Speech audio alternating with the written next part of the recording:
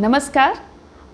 आज मैं आपको एक सलाह देने जा रही हूँ out of my experience, out of my PhD experience कि आपको अपना काम एक अच्छे जर्नल में क्यों भेजना चाहिए जो आपके थीसिस से रिलेटेड है। अच्छे जर्नल्स कौन से हैं और कैसे हम पता लगाएं कि कौन से अच्छे जर्नल्स हैं, उससे रिलेटेड एक वीडियो मैंने बनाया है। उसके लिंक मैं डाल रही हूँ डिस्क्रिप्शन बॉक्स में, आप उसको देख सकते हैं।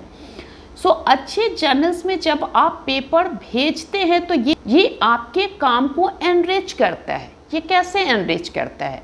जब भी आप अपने काम को जर्नल्स में भेजते हैं, इनिशियली जब आपको नहीं पता चलता कि आपका पेपर ठीक बन रहा है कि नहीं, आपने काम अच्छा किया है कि नहीं, आपने relevant research gap find out कर लिया कि नहीं, आपने जो मेथडोलॉजीज अप्लाई किए हैं वो सही है कि नहीं।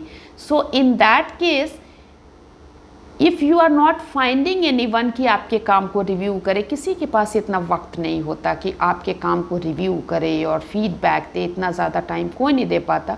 आप अपने काम को उन जर्नल्स में भेजिए, और उन जर्नल्स में जब आप भेजेंगे तो कई बार तो टेबल रिजेक्शन में सिर्फ आ जाता है कि स्कोप मैच नहीं कर रहा या मेथडोलॉजी ठीक नहीं है। लेकिन कई बार कुछ जर्नल्स जो हैं आपके पेपर को प्रॉपरली रिव्यू करके अपने पॉइंट्स लिखकर भेजते हैं कि आपका पेपर वो क्यों रिजेक्ट कर रहे हैं। इसका फ़ायदा क्या होता है, आपको जानकारी हो जाती है कि आपके पेपर में क्या कमियां हैं, आप उसको कहाँ पर इम्प्रूव कर सकते हैं, उसको कैसे इम्प्रूव कर सकते हैं। क्या रिसर्च गैप ही सही तरीके से फाइंड आउट नहीं किया गया? जो आपने हाइपोथेसिस फ्रेम की है वही सही नहीं है, उस पर क्वेश्चन रेज किया गया है? क्या आपके लिटरेचर रिव्यू रोबस्ट नहीं है? क्या आपने मेथडोलॉजी से रिलेटेड कुछ बातें मेंशन की है जो कि सुटेबल एंड एप्रोप्रिएट नहीं है आपके रिसर्च क्वेश्चन को आंसर करने के लिए? तो यहाँ पर ये आपको जो रिव्यू आते हैं आपके काम को इम्प्रूव करते हैं, आपके काम को बेटर करते हैं। और ये फ्री ऑफ कॉस्ट जो सर्विस है हमें मिलती है, आप इसका फ़ायदा ज़रूर उठाएं। यहाँ हमें कोई चार्ज नहीं कर रहा, यहाँ हमें अपने पेपर को किसी से रिव्यू कराना ही है। तो आपको जब नहीं पता चले कि अब क्या करें, तो आप जर्नल्स में अपने पेपर्स को, क्योंकि इन एनी केस आपको जर्नल्स में जाना ही है पब्लिकेशन के लिए, तो आप अच्छे जर्नल्स में जाइए, उनके रिव्यू लीजिए। और कई बार लोग ये भी करते हैं कि एक जर्नल में गए, उनके रिव्यू के बेसिस पे उस पेपर को बहुत अच्छा बना लिया और उनसे भी बेहतर इम्पैक्ट फैक्टर वाले या SGR वाले जर्नल्स में भेज देते हैं। इस तरीके से लोग अपने काम को इम्प्रूव करते हैं। कुछ अच्छे रिसर्चर्स ने मुझे ये टिप्स दिए थे कि आप अपने पेपर को जर्नल्स में भेजोगे तो आपको रिव्यू मिलेंगे। And this happen with me कि एक जर्नल में जो मुझे रिव्यू मिले थे, जो स्कोप एंड मेथडोलॉजी से रिलेटेड प्रॉब्लम थी, उसको मैंने रेक्टिफाई किया एंड सिमिलर स्कोप वाले जर्नल को फाइंड आउट करके भेजा, तो वहाँ पर वो एक्सेप्टेंस मिल गए मुझे। इस तरीके से आप भी अपने काम को इम्प्रूव कर सकते हैं। और दूसरे जर्नल में जब जाएंगे एंड आपको 1 से 2 से 3 बार ऐसा होगा और उसके बाद आपका पेपर इतना अच्छा बन जाएगा कि आप कहीं ना कहीं पब्लिश हो जाएंगे। सिर्फ एक पब्लिकेशन कहीं भी कराने से बेहतर है कि आप करेंट नॉलेज डोमेन में ऐड कीजिए, और ये जो अच्छे जर्नल्स हैं वो करेंट हैं, बिल्कुल बहुत रेलिवेंट है, बहुत अप्रोप्रिएट है आपकी स्टडी के लिए।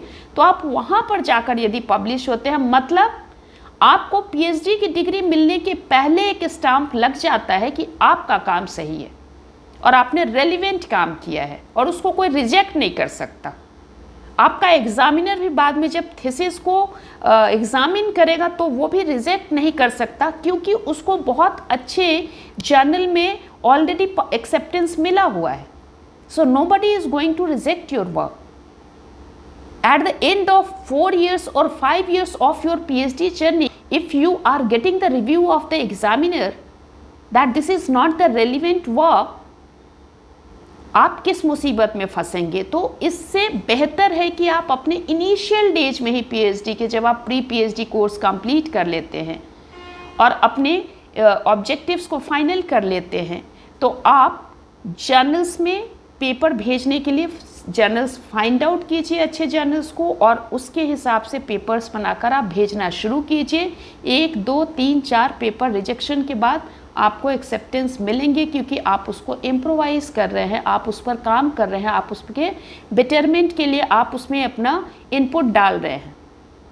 सो ये जर्नल्स में पेपर भेजने का फ़ायदा है कि आपके पेपर बेटर होंगे, उनको एक्सेप्टेंस मिलेगा, और आपके वर्क जो है थीसिस के वो ऑथेंटिकेट भी हो जाते हैं इन प्लेटफॉर्म्स पे।